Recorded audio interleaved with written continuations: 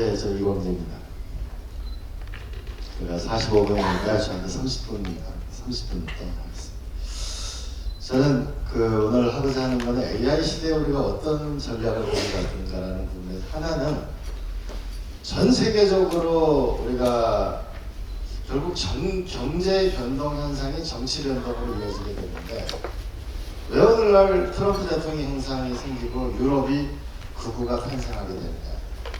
라는 핵심적인 문제는 결국 빈부격차가 커지는 거고 결국 젊은이들의 일자리가 없게 되면서 그 다음에 수명이 오래 사는 사람이 생기다 보니까 성장이 뒷받침되지 않으면은 그 복지 비용을 감당할 수 없기 때문에 결국 세계적인 이 정치에 엄청난 지금 혼란이 오고 있습니다. 지금 딱 100년 전에 1929년도에 미국의 대공황이 일어나게 됐을 때 미국은 한쪽으로는 로즈벨트라는 대통령을 선택했고 한쪽에 독일에서는 히틀러라는 사람을 선택했습니다. 그 결과는 세계사에 큰 분수령을 이뤘는데 왜 지금 세계적으로 이렇게 극우 현상이 발생하게 되고 정치의 극단주의가 탄생하게 되는가. 그걸 우리가 넘어서야 된다는 게 하나. 두 번째로는 굉장히 우리가 세계적인 AI 기업이 투자하는 걸 보면은 몇백조, 1천조, 심지어는 우리가 일론 머스크한테 1천조 원을 우리가 보상으로 해달라는 거 아닙니까? 과거에는 상상할 수 없는 일들이 생기고 있거든요. 이런 문제를 우리가 과연 우리가 어떻게 극복해 나갈 것인가를 찾아 나서야 된다. 그냥 AI만 된다고 되는 게 아니고 기술이 사회를 변화시키는 건 꼭 아니다.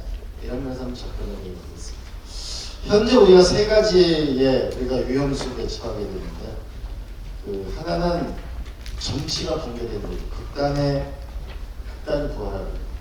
우리가 지금 SNS라는 게 우리가 A라는 사람을 만나가지고 사진을 찍은 다음에 B라는 사람한테 보내죠.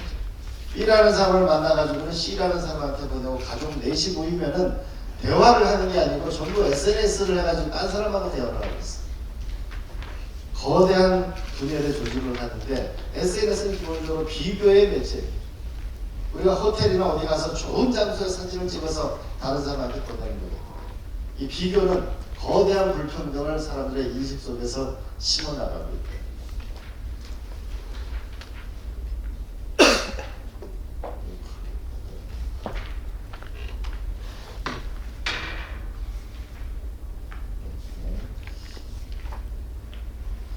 하나는 세 번째로는 세계 질서가 붕괴되고 과거에는 우리 2차 세계대전에 세계에 아주 수천만 명이 죽고 수백만 명이 죽고 2차 세계대전 이후에 세계가 하나로 되는 소위 자유무역 질서라는 걸 만들었는데 이제 이게 서서히 붕괴돼 가고 있는 것이죠.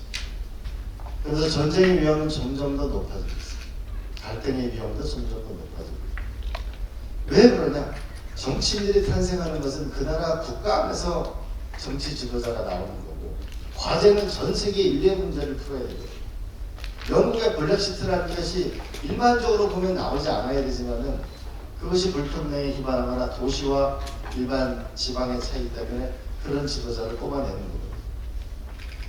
그래서 점점 더 이 세계가 불안정한 상황으로 빠져나가고 있다. 그래서 우리가 이 문제를 어떻게 해결할 건가가 우리 앞으로 과제라고 볼 수 있겠습니다. 또 하나의 문제는 제가 강원도예요. 제가 7남매인데 우리 대부분 우리 부모님이 큰 부자도 아니었는데 열심히 노력해서 우리 7남매가 좀 서울로 와서 대학을 마쳤거든요.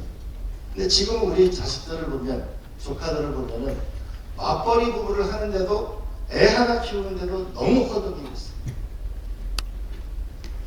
집 하나 사는데 수도권에 집 하나 사는데 20년을 저금해서 하는 이런 사회가 되면 불가능합니다.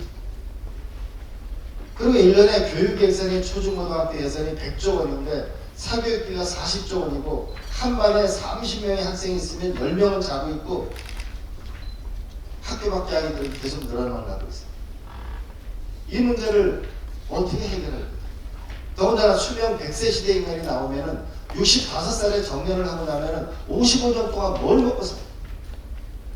더군다나 우리나라 국민연금이 시작된 지 얼마 되지 않았기 때문에 노후 준비가 안 돼 있어요. 그러다 보니까 전 세계에서 노인 자살률이 1위입니다. 이 국민들이 느끼는 이 절망감. 그럼 앞으로는 어제보다 오늘이 낫고 오늘보다 내일이 낫다는 우리가 희망을 대한민국이 갖고 있냐면 저는 대부분 그렇지 않다고 봅니다. 그런데 그럼 이 위기를 어떻게 넘길 건가라는 부분에서 우리가 접근해 보면 이때 새로운 세상이 하나가 오는 건데, 그러면 제가 이제 조금 더 우리 한 번만 더 생각하고 넘어가겠습니다. 아리스토텔레스가 전 세계적인 서구 정치학의 핵심이 아리스토텔레스가 만든 정치학인데, 아리스토텔레스가 자기 제자들하고 폴리스를 190군데를 다녀보니까 정치 체제가 문제가 아니고 이게 공화정이 됐든 귀족정이 됐든 민주정이 됐든 다 장단점이 있는데, 그 체제가 안정되는 것은 중산층의 경제가 안정되어 있는 데가 안정되어 있는 정치고, 두 번째로는 중간층의 즉 시민들의 정치 참여가 높은 데가 결국은 안정적인 정치 체제이더라. 결국 이거를 보고 그리스의 고전을 보고 오늘날 미국이라는 건국의 아버지들이 고전을 분석한 결과 이런 결과를 만들어낸 것이죠. 동양 철학에서 우리가 공화주의라고 하는데 저는 이렇게 해석합니다. 함께할 공자에다가 화자는 옆에 놓으면 벼고 입이고 같이 먹고 사는 것이 제일 중요합니다. 결국은 먹고 사는 문제를 해결하지 않으면 결국 우리는 무너질 수밖에 없다고 저는 생각합니다. 과거 동양 철학에서 이 정치할 때 정체가 소뚜껑 정자였다는 얘기도 있죠. 배고프지 않고 배 아프지 않은 나라를 어떻게 만들어내느냐가 정치의 요체다. 넘어가도록 하겠습니다. 자, 그러면은 대한민국이 산업화에 성공했다면 성공을 했죠. 세계 12국가인데. 그런데 앞으로 경제 성장률을 보게 되면은 심각한 위험에 처해 있는 거죠. 민주화에 성공했다고 하죠. 근데 전 세계 지금 갈등 국가 2위 국가예요. 어떻게 보면 진보 보수가 하나씩 골대를 가지고 축구공을 하나 가지고 하는 경주가 아니고, 축구 골대가 여러 개고 지금 공도 여러 개고 일종의 관중 난입 상태에 지금 대한민국이 되고 있는 거죠. 이 문제를 산업화와 민주화의 이 성과도 서서히 망가지고 있고 국민의 삶은 점점 더 어렵다. 말이 좋아서 각자 도생이지 각자 도생을 어떻게 합니까? 집 사는데 15억, 20억 걸리면 그걸 어떻게 살 수 있어? 각자 도생이 불가능.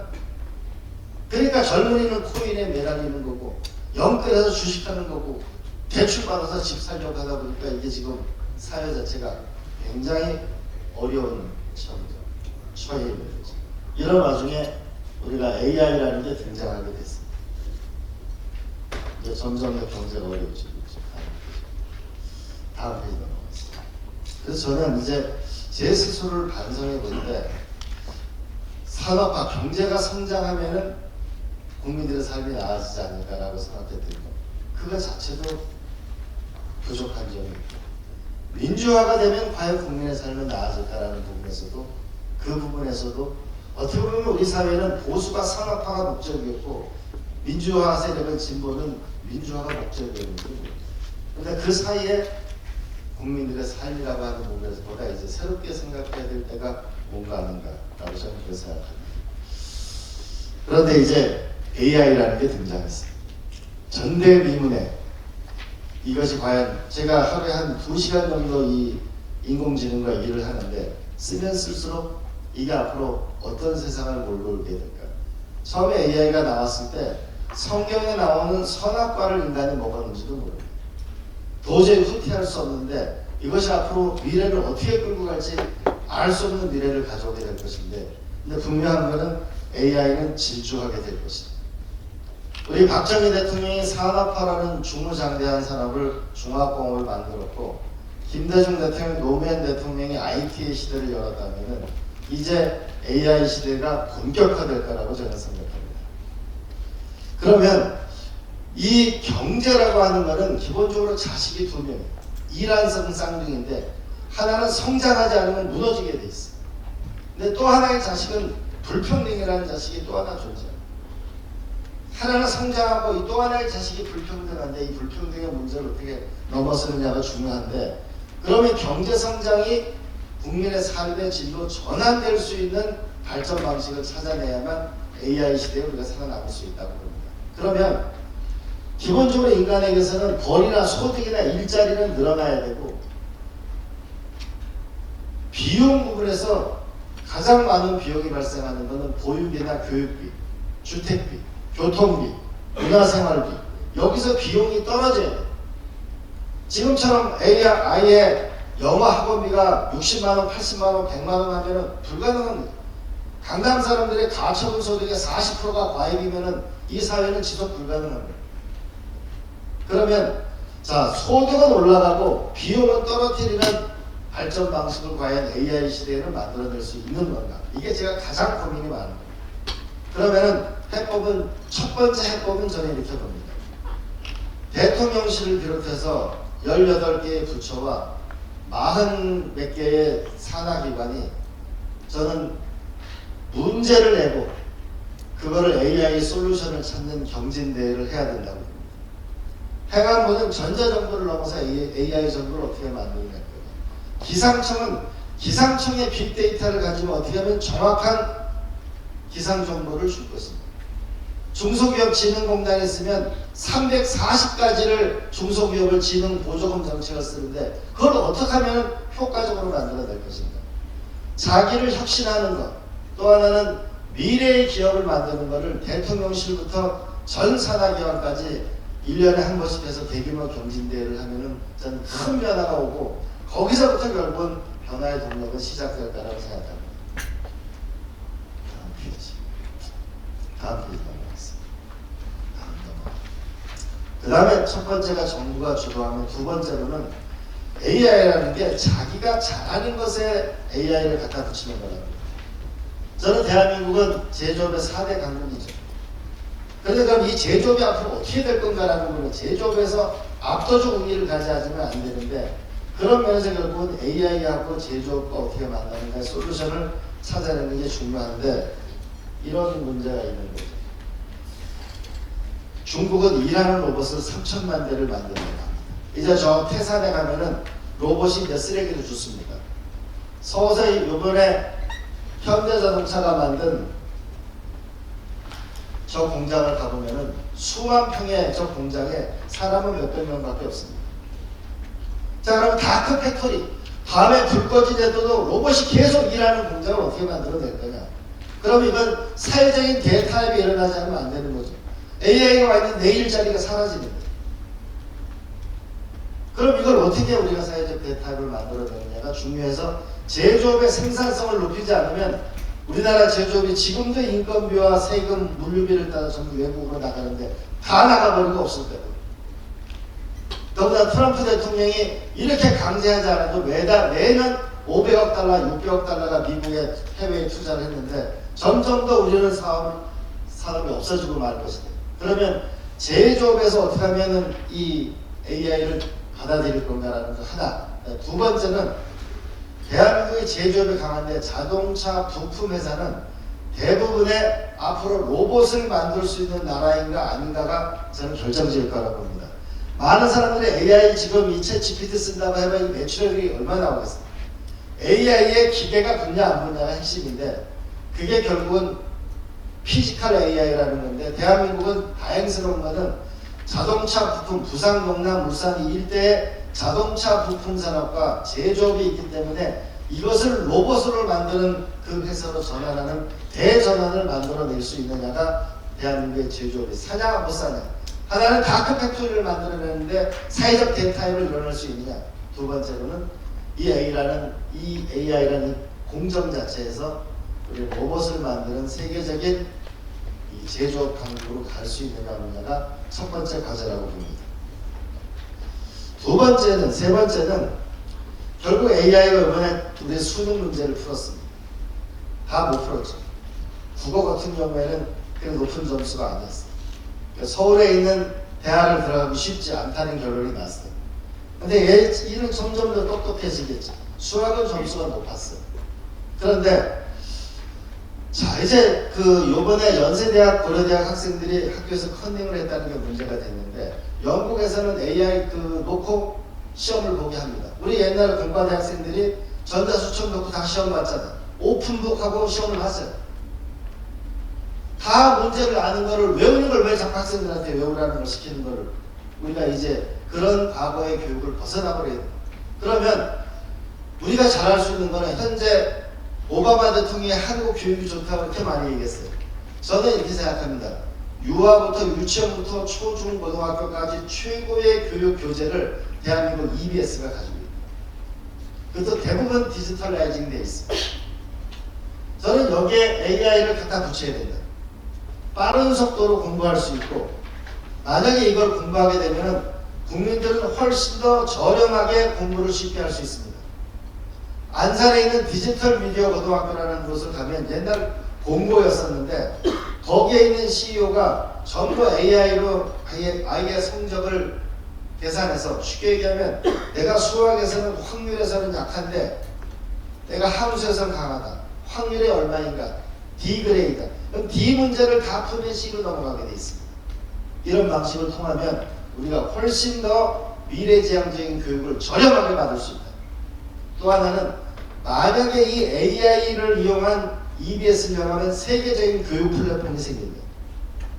우리가 AI 시대에 플랫폼이 없잖아. 지금 갖고 있는 대부분 서비스는 인스타그램, 페이스북, 유튜브 다 미국 거예요. 그러면 AI 플랫폼으로서 교육과 관련된 것 세계적인 걸 만들어내면 국민들은 편할 겁니다. 그럼 다음 대통령은 우리가 가서 다리를 나와줬습니다라고 하는 것보다는 여러분한테 전 세계 최고의 교육의 서비스를 우리가 오픈해 준다고 하면 훨씬 존경받는 나라가 되지 않을까요? 지금도 많은 동남아 국가가 EBS를 자기네 나라 개설해 달라고 하거든요. 그래서 국민들의 교육 비용을 떨어뜨리면서 세계적으로는 AI 교육 플랫폼을 만들면서 존경받는 나라가 되는 것이 저는 이 교육 문제라고 봅니다. 방송통신대학교가 지난 40년, 50년 동안 전 세계에서 가장 강한 제도를 만들어냈어요. 1년에 2,000개의 강의가 나옵니다. 많은 나라에서 중앙아시아에서 방송통신대학을 지어달라고 하는데 대학을 하나 지으면 많은 돈이 들죠. 이거를 온라인 강의로 전환해야 된다고 합니다.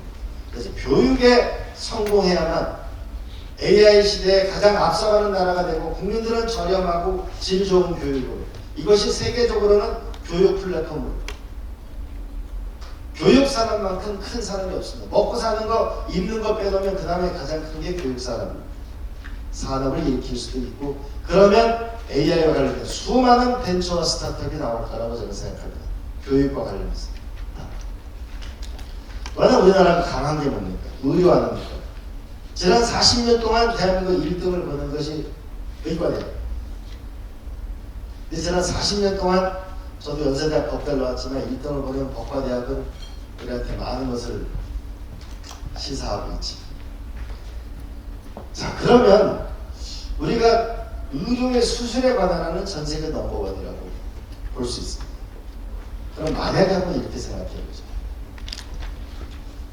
EBS에서 만든 명이라는 프로그램이 있습니다. 많은 우리 국민들도 아침마당을 보고서 어성초가 좋다고 해서 온 동네 오성초를 심어가지고서 농민들이 어려움에 처하죠. 의료 정보를 얼마나 정확한 걸 받느냐가 중요한데, 여러분 챗GPT한테 내가 배가 아프다 그러니까 배가 오른쪽이 아파요, 왼쪽이 아파요, 위가 아파요, 밑에가 어떻게 아파요, 다 물어보죠. 그럼 만약에 대한민국에 우리가 의사는 대충 43개의 과, 내과, 비뇨기과, 의료하면 43개의 과가 있습니다. 그러면 영상을 판독하는 것도 있습니다.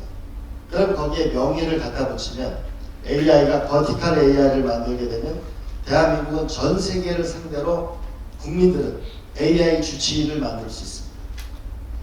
AI 주치의를 만들면 우리가 아픈 사람이 병원에 가서 수술하는 사람은 100명 중에 5명도 안 됩니다. 대부분에 가서 진료받고 선생님 몇 달 기다렸다가 한 3분 만나고 진료받고 약봉지 하나 받아오는, 이 과정을 대폭 줄일 수 있습니다.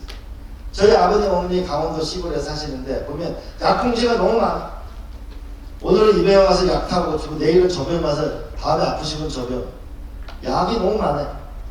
이걸 전부 저렴하게 할 수, AI 주치의를 만들어낼 수 있고, 이걸 또 하나 만들면 세계적으로 AI 의료 플랫폼이 생깁니다. 그러면 예를 들면은 우리가 아리조나 공장이 있으면 아리조나 공장에 한국이 만든 검진센터, 검진 전문 병원 하나만 있으면 거기에 영상 기록을 보면 모든 영상으로 우리가 상담에 AI로 상담해 줄 수 있고 수술을 하려면 한국으로 올 수 있는 거예요. 이러면 국민들은 이게 왜 중요하냐면 국민들이 건강하게 사는 게 다른 미국이나 일본 같은 경우에 GDP의 24%가 의료비로 쓰여지게 되는데 만약에 이걸 10% 내에서만 줄일 수만 있으면 GDP 성장에 15% 기여하는 거예요.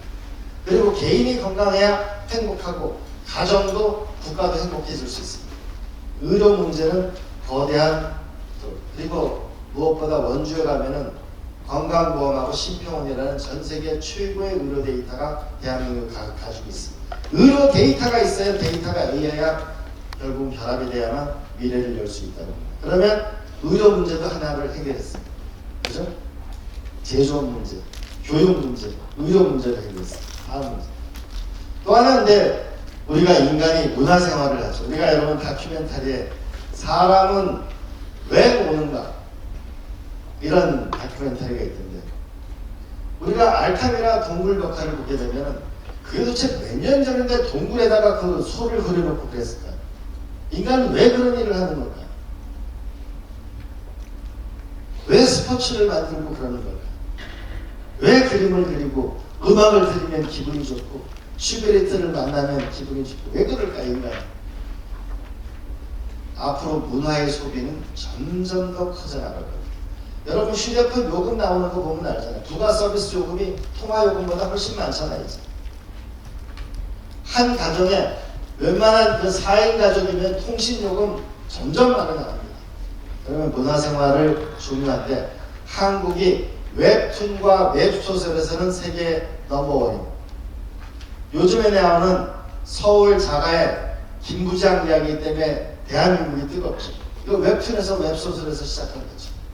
일반 드라마보다 웹툰과 웹소설을 시작한 게 훨씬 더 구독자가 많습니다. 여기야말로 이 세상의 모든 컨텐츠의 원천은 스토리입니다. 스토리가 있어야 만화가 생기고 스토리가 있어야 영화가 생기고 스토리가 있어야 음악이 생깁니다. 그런데 이 세상에 한번 역사의 기원을 보게 되면 네덜란드의 증권거래소가 최초에 생겼습니다. 뉴욕의 증권거래소가 있고 시카고의 곡물거래소가 있고 런던의 비추얼 금속거래소가 있습니다. 그리고 소도비와 경매라는 거래소가 있는데 이 세상에 존재하지 않는 거래소는 스토리 거래소는 존재하지 않습니다. 그런 여러분 생각 금융 노래방에 가서 노래를 부르면 런던에 가서 노래를 불러도 작사, 작곡 다 그 사람한테 과금이 되죠. 그죠? 그러나 이제는 컴퓨팅 파워가 왔기 때문에 내가 만든 글 하나도 다 이제는 계약으로 내 주인을 찾아서 과금받는 세상이 오게 됩니다. 그런 세상을 만들 때 우리가 가장 강한 거는 미국이 유튜브, 페이스북, 인스타그램 다 있다면은 만약에 우리가 스토리 거래소라고 하는 웹툰, 웹소설 이런 거를 이번에 이재명 대통령이 UAE에 갔는데 중동 국부 펀드하고 투자를 해가지고 세계적인 플랫폼을 하나만 가지고 있으면 그 안에서 전 세계 사람들이 K-팝의 음악도 듣고 거기서 한국을 배울 수 있어요. 전 세계 현재 한국어를 배우는 사람이 1억 명이 넘습니다. 앞으로 4억 명이 넘어가면 전 세계 6번째의 유엔의 공식 언어가 될 수 있는 게 한국어입니다. 만약에 한번 생각해 보세요. 저는 여기에 미래가 있다고 보는데 삼성전자가 좀 있으면 제가 단언하건데 애플과 삼성전자의 세계 대전이 벌어질 겁니다. 왜? 온 디바이스로 AI로 하고 결제를 하게 돼 있습니다. 이제 삼성전자가 과거에 이거 그냥 그 전자기기 파는 게 아니고 이제 스마트 TV가 나와서 그걸 보다가 클릭을 하게 되면 주인공의 옷을 양복을 찍으면 양복이 얼마 몇 수짜리고 얼마짜리고 다 거래가 하는 세상이 나타나게 되고 데이터 기업으로 대전환이 삼성전자가 일어나게 되겠죠.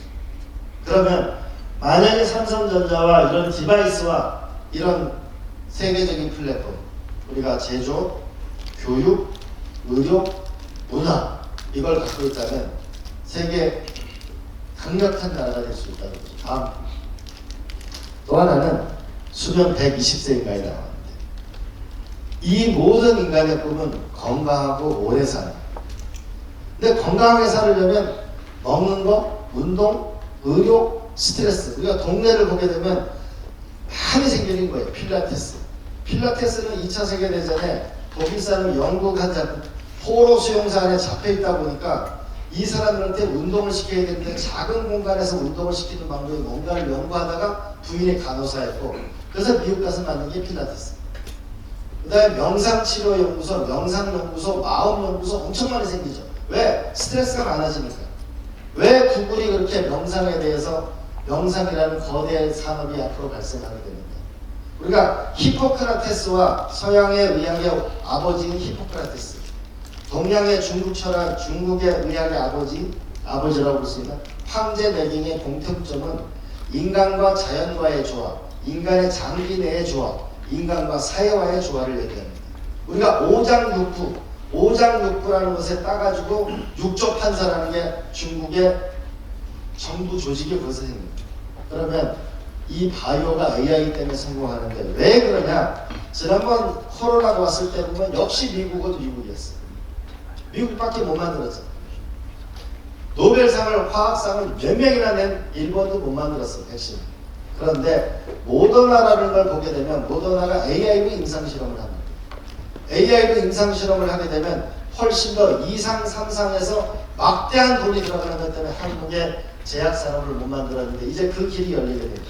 내년부터 유럽에서는 바이오 시밀러에 대해서는 일상이 통과되고 나면은 2상, 3상은 하지 않아도 되는 시대가 열리게 됩니다.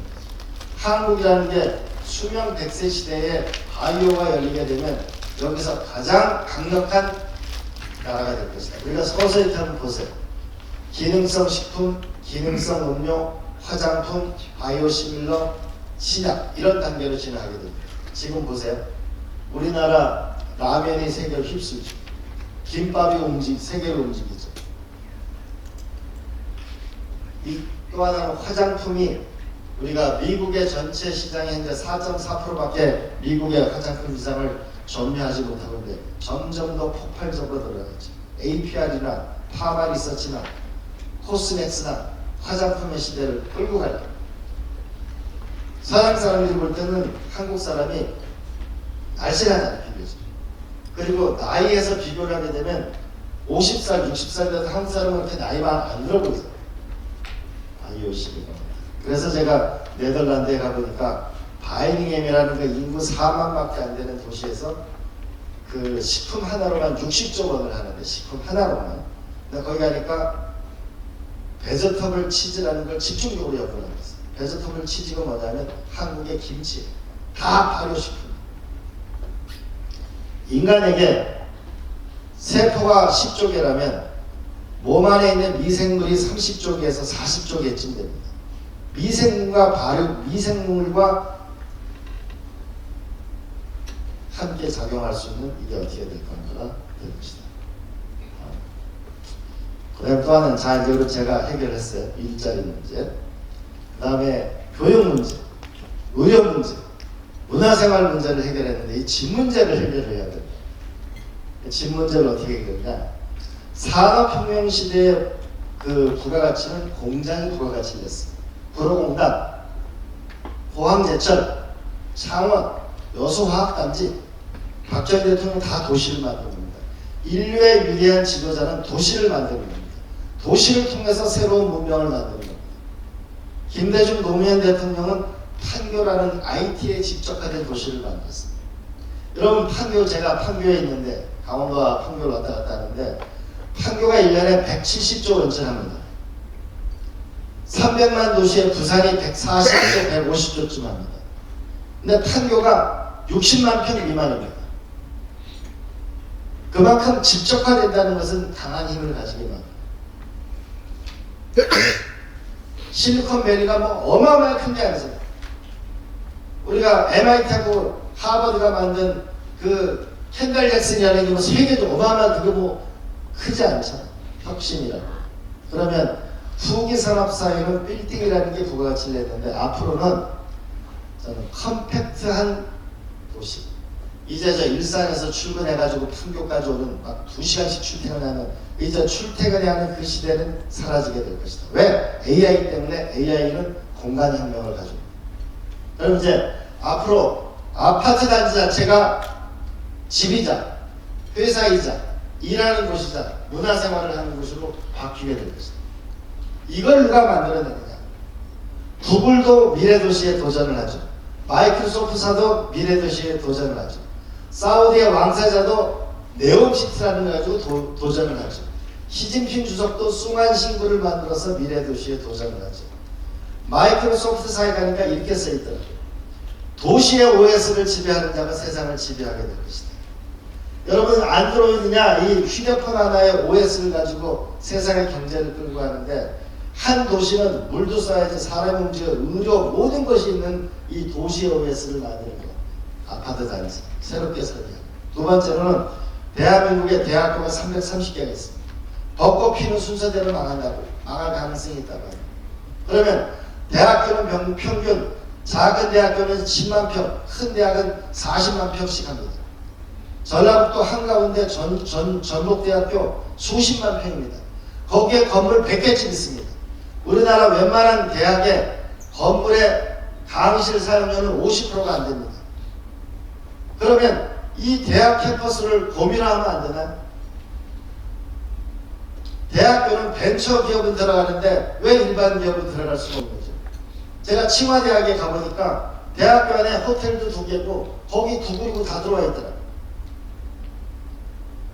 대학교 안에 인재가 있기 때문에 대학교 안에 기업이 들어갈 수 있고 연구소가 들어갈 수 있고 그런 연구소가 들어가게 되면 세제 혜택을 줘. 그러면 대학교는 땅값이 없잖아요. 그러면 대학에 땅값이 없고 젊은이가 있고 상하수도 전기 다 들어와 있는 그 대학을 거점으로 만들면 혁신적인 변화가 일어날 수 있다고 저는 생각하는 거죠.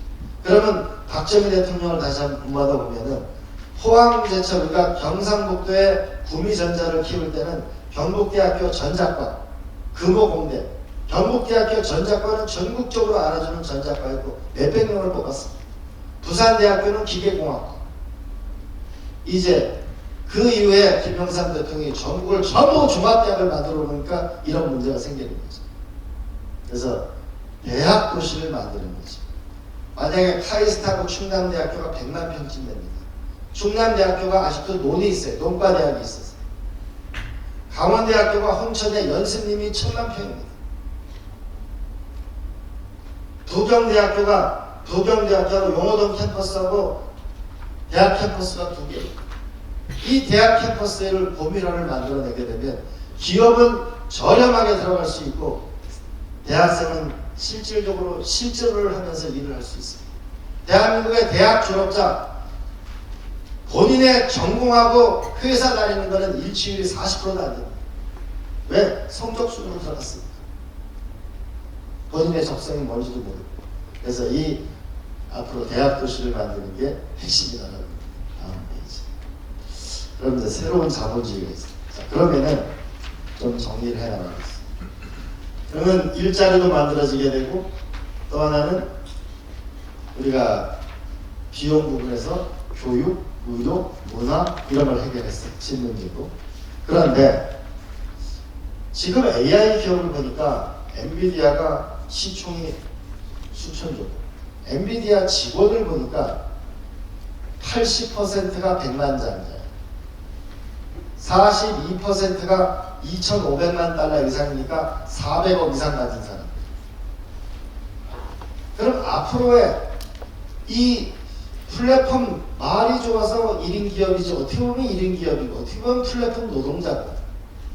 그럼 이들의 삶을 어떻게 개선시키면서 자본주의를 발전시킬 것인가 라는 관점에서 본다면 이제 이 자동화는 늘려야 되고 플랫폼은 키워야 되지만 플랫폼이 성장하는 만큼 거기 종사자들이 이익을 얻을 수 있는 새로운 발전 방식을 가져야 된다.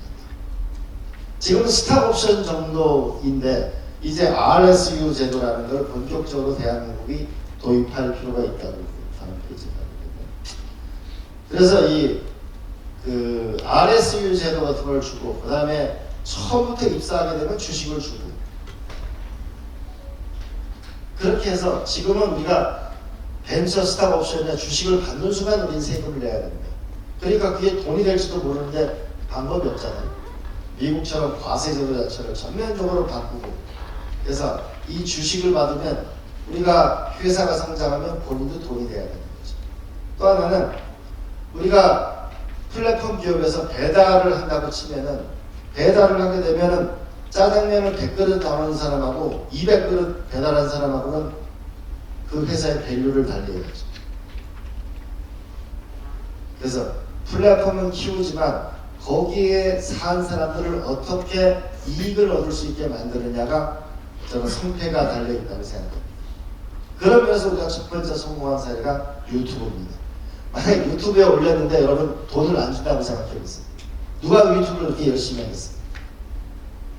이제 유튜브 수준이 아니고 이제는 혁신적인 기술이 나오게 되면 기술 종사자에게 그 회사 주식을 주고 거기서 우리가 삶의 질이 일어나도록 해야 된다. 이스라엘도 마찬가지로 여기는 아예 이렇게 하고 있습니다. 이스라엘 같은 경우는 아예 그 혁신파크 테크라는 걸 학교 주변에 만들어가지고 지도하는 거예요. 그래서 저렴한 주택을 가지고 일하는 거죠. 지금 여기 중소기업에서 오셨는데 우리 지금 지식산업센터를 많이 지었는데요. 지식산업센터가 분양도 잘 안 돼요. 근데 지식산업센터에 사람이 들어가 살아야 거기서 일을 할 거 아니에요? 안 그래요?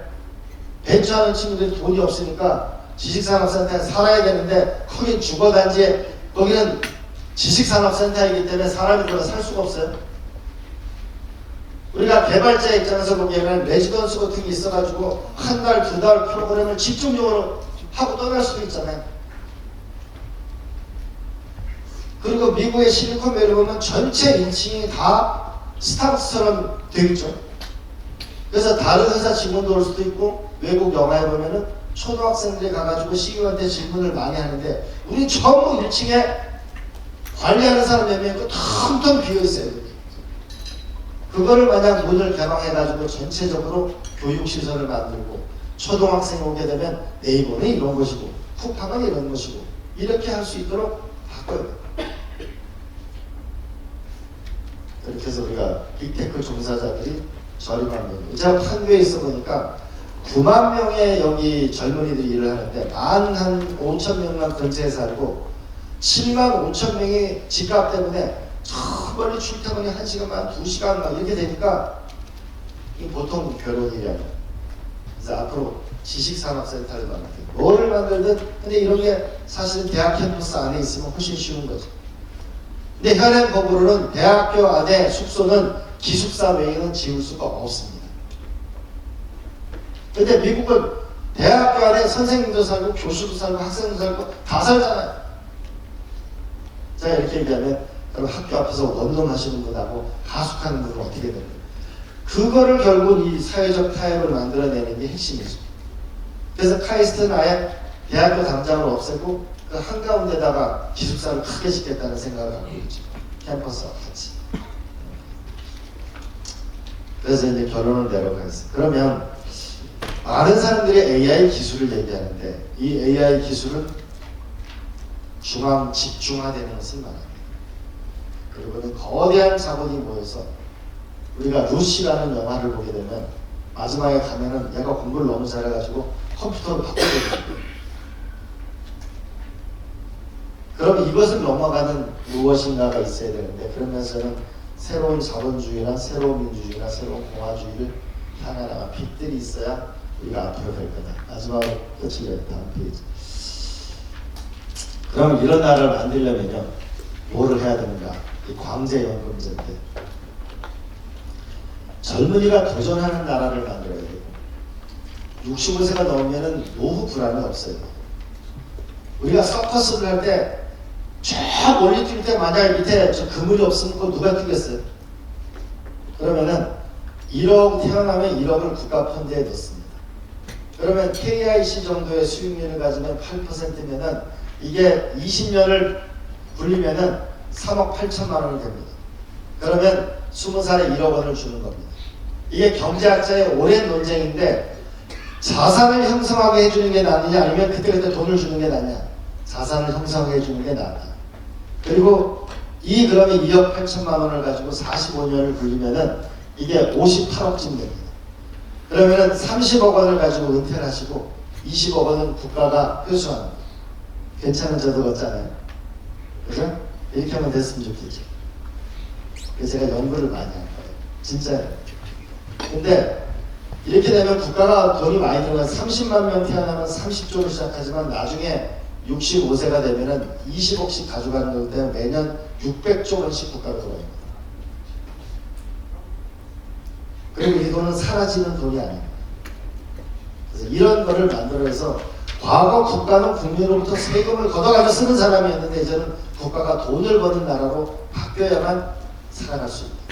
지금 국민연금이 제일 부자 아니에요? 지금 대한민국 좀 있으면 모든 주식시장에 아마 제일 무량주는 다 국민연금이 가지고 있을걸요. 퇴직연금하고 자본주의의 발전 방식 자체가 바뀌어나가는 이 길을 가야 되죠. 마지막으로요. 그러면 어떻게 하느냐? 돈을 일을 하게 하면 됩니다. 우리가 매년 700조 원의 돈을 아껴 쓰자. 두 번째로는 부동산에 가 있는 금융을 기업 금융으로 전환시켜야 됩니다. 벤처에 투자해야 되고 투자 금융으로 바꿔야 됩니다. 3천조 원쯤 국민이 모아놓은 국민연금하고 국가 펀드를 전략적인 투자를 해나가야 돼요. 그러나 제가 노무현 대통령 때 제가 KIC를 만들고 국민연금을 주식 투자하는 그 제도를 만들었는데 이 길을 가야 된다. 요번에 엔비디아 주식이 많이 오르니까 국민연금이 200조를 버는 거예요. 200조를 벌다 보니까 국민 고갈 연화수가 한 20년 뒤로 미쳐집니다. 국가가 이제 돈을 버는 나라가 돼요. 또 나가서 요번에 세계를 보니까 막 500조, 1000조 원씩 투자를 하는데 우리가 150조 원을 가지고 나라를 살릴 수가 없잖아요. 그러면은 요번에 사우디 왕세자가 트럼프 대통령한테 투자하는 금액이 1조 달러래. 중동의 석유자본 국부펀드라는 거대한 펀드가 있다. 노르웨이는 2000조를 가지고 있어. 석유가 낮기 때문에. 그럼 노르웨이가 가장 강한 게 해상풍력이면은 전라남도 해상풍력을 개발하는데 노르웨이 국부펀드랑 같이 해서 돈을 벌죠. 중동 펀드, 노르웨이 펀드 이런 세계적인 국부펀드를 손정희 회장이 사우디 빈살만 왕세자의 돈을 받아가지고 비전 펀드를 하는데 국가가 나서면 삼성전자 이재용 회장이 나서면 정의선 회장이 나오면 실체가 있는 기업들이 나오면 훨씬 더 세계적인 자본을 끌어들여서 우리가 투자를 일으킬 수 있다고 봅니다. 저는. 우리가 이렇게 얘기하면 그 사회주의 아니냐 어떤 분이 그러던데 TSMC 자체가 국가가 대주주였습니다. 반도체 산업을 키우기 위해서 만든 거죠. 또 하나는 대한민국의 각 국가가 갖고 있는 산림청단, 농림청단, 교육국단 이 모든 것을 국가의 자산청으로 해가지고 어린이집이 필요한 데는 국방부 땅이면 안 된다 이런 게 어딨어요. 어린이집이 필요하면 국가가 쓸 수 있는 거죠. 국가의 최우선적 목표에 쓸 수 있도록 해야 국가 자산청을 만들어야 됩니다. 잘 생각해 보세요. 노무현 대통령 때 파주 LCD가 들어선 건 군부대였기 때문에 빨리 된 겁니다. 부산 수용만이 빨리 됐던 거는 군부대였기 때문에 빨리 된 겁니다. 그럼 우리가 갖고 있는 군공항 문제, 평지로 100만 평이면은 토목공사가 없기 때문에 200만 평, 300만 평쯤 되는 거라고 봐야 돼요. 이런 군부대, 대학 농지 이런 것을 우리가 국가의 땅을 우리가 한 가정에서도 무슨 사업을 하면은 돈을 월급이 얼마냐, 우리가 담보를 얼마나 잡힐 수 있냐, 땅이 얼마냐, 너 형제 재산 다 해서 국가의 포트폴리오를 새롭게 구성해서 국가 발전 전략을 세울 때가 맞다. 그러면 대한민국의 돈이 충분하다고 생각합니다. 진짜 마지막이겠죠. 그래서 저는 오늘 벤처인데 코스피 5천은 지금 삼성전자, 하이닉스, 현대자동차 끌고 가는 거예요. 우리는 과거 IT 시대에 네이버, 카카오가 나왔으면은 AI 시대에 넥스트 네이버, 넥스트 카카오, 넥스트 NC소프트가 나와야 되는 거예요. 교육 기업에서의 세계적인 AI 기업, 의료에서 세계적인 AI 기업, 바이오에서 세계적인 기업이 나와야 돼요. 그래야 다음 단계로 가는 거기 때문에 코스닥에서 3천을 목표로 해야 됩니다. 왜냐하면 미국은 나스닥이 미래이지 미국의 다우존스가 우리가 미래라고 생각하는 사람 없죠. 이 코스닥에 집중적인 돈을 투자해야 되는데 현재 대한민국 은행은 안 하죠. 국민연금은 펀드에 넣어서 하죠. 위험자산이라고 보는 거죠. 여기에 우리가 코스피 3000을 해나가야 됩니다. 마지막으로는 코인을 할 거냐 말 거냐. 디지털 세상에서는 코인으로 보내될 수밖에 없다. 우리가 애들한테는 뭐라고 너 지금 이 칼을 엑스칼이고 칼을 돈을 이렇게 비싸게, 근데 아이들은 아이템이 돈인 거예요. 어른들만 모를 뿐이지. 그러나 이제 서상 여러분들이 그 OK 캐시백 말고 모든 데 가면 포인트를 가봤잖아요. 이제 서서히 디지털 화폐는 세상으로 디지털 세상에서 움직이게 됩니다. 그러면 우리가 아이고 원화 스테이블 코인으로 하면 뭐 되겠어요? 이렇게 얘기하는데 안 만들면 원화가 없어질 거예요. 그러면은 예를 들면 이런 거죠. 아까 AI 문화와 관련된 플랫폼, 교육과 관련된 플랫폼, 의료와 관련된 플랫폼, 제조업과 관련된 플랫폼을 가지면 우리가 원화 스테이블 코인이 미국과 같이 쓰여질 수 있는 거라고. 그리고 코인을 해야 블록체인이라는 기술에 내가 노력한 만큼의 대가를 인정받는 시스템을 찾아낼 수 있습니다. 이건 제가 미생이라는 윤태호 작가의 거기서 아이디어를 얻었는데, 처음엔 이 미생이라는 윤태호 작가 본인한테 다 그냥 본인이 다 돈을 받았는데 나중에 일을 할 때 보니까 밑그림 그리는 사람, 색칠 그리는 사람, 만화 그림 이거 그리는 사람, 이 전부 다 협업 구조로 가는데 이게 온라인으로 일을 하게 되더라는 거예요.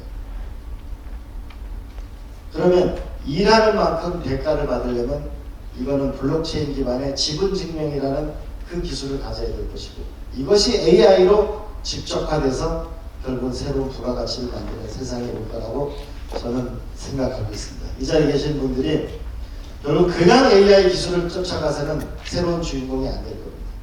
AI 기술이 인간의 삶을 변화시키고 그 삶을 변화시키는 만큼 본인한테 소득이 생기고 본인의 삶의 질이 좋아지는 그런 발전 전략을 가지면 미래가 확실히 올 거라고 생각하고요. 그리고 제 예고는 이광재 TV를 보시면은 많이 나와 있습니다. 그럼 이걸로 마치겠습니다. 고맙습니다. 네, 마지막으로 기자회견을 해주신